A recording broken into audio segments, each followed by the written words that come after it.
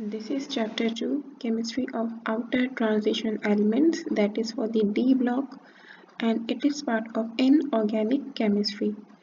The topic that we will study today is the general properties of the transition elements, and the first one includes the electronic structure.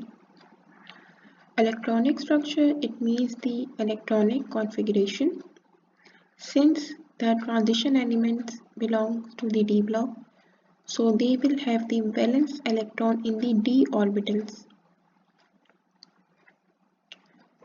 They have the second last orbital involved as well as the valence, which is the outermost orbital involved in their electronic structure.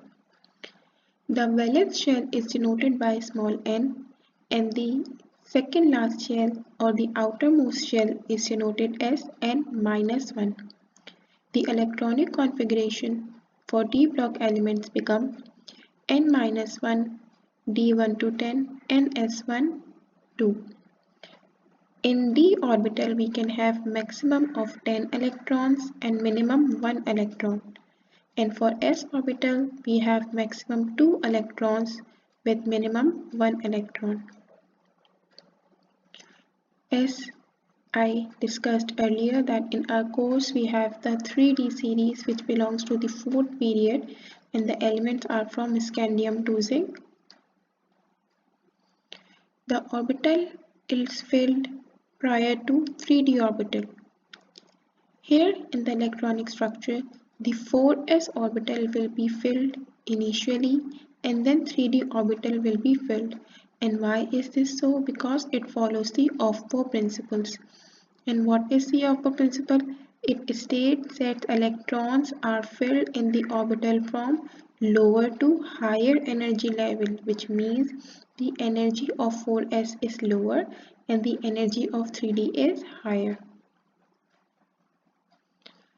There are some few self-assessment questions that I have prepared for you guys, in which you can easily write the electronic configuration of the transition elements.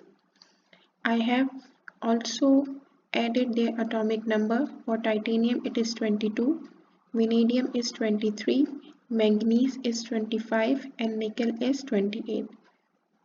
For all these elements, you will get the valence electron in the d orbital. Similarly, you can write the valence electronic configuration for the following transition metal ions. Here, the transition metals ion are mentioned. Just for a quick revision, you have +2, it means it lacks 2 electron. So from atomic number, you will subtract 2. So from 29 minus 2, it becomes 27. For copper +1, it should be 28. Fe +3, it should be 23.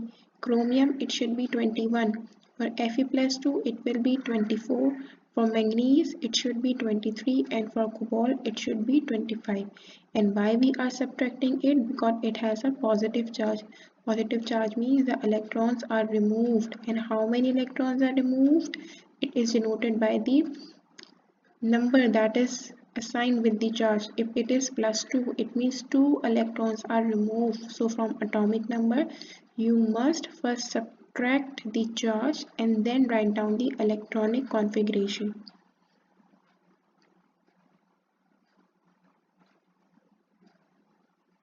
In electronic structure for the transition element, that is 3D series, we have an exception. Since we have an exception, so there must be a scientific reason behind it.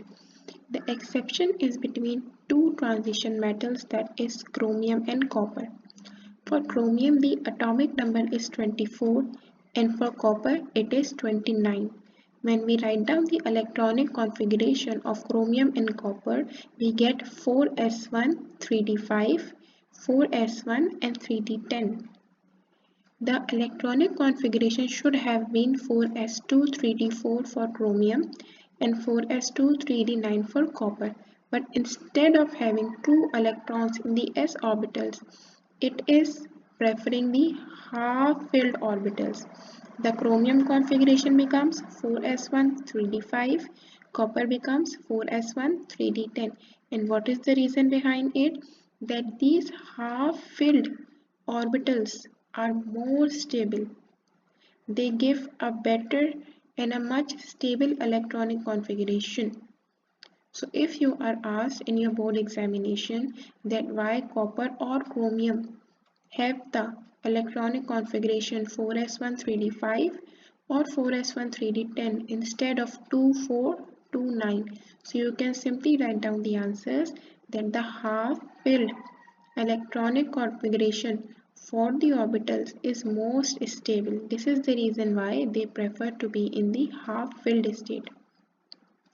This is also the most common mistake that students make when they attempt such question or when they are asked to write the electronic configuration. So even if you are asked to write the electronic configuration as for the question that I have shared earlier, so you must follow this rule of half-filled orbital.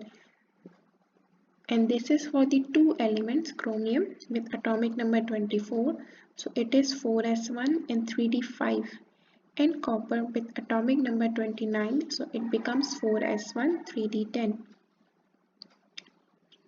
Now the question that you get in your board examination for the reasoning: why chromium exists in 4s1 3d5 configuration but not in 4s2 3d4?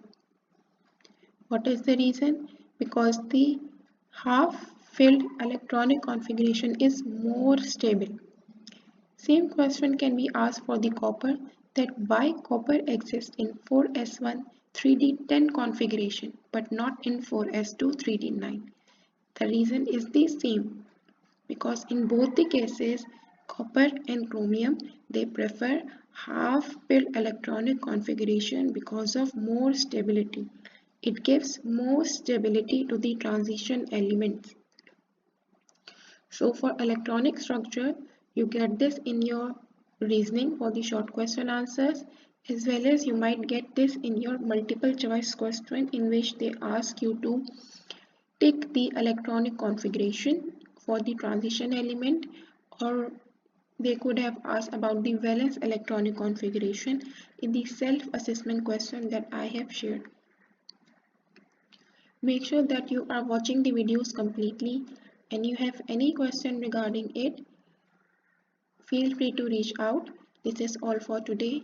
I will be making the more videos on the general properties of the transition elements. See you in the next video. This is all for today. Thank you so much.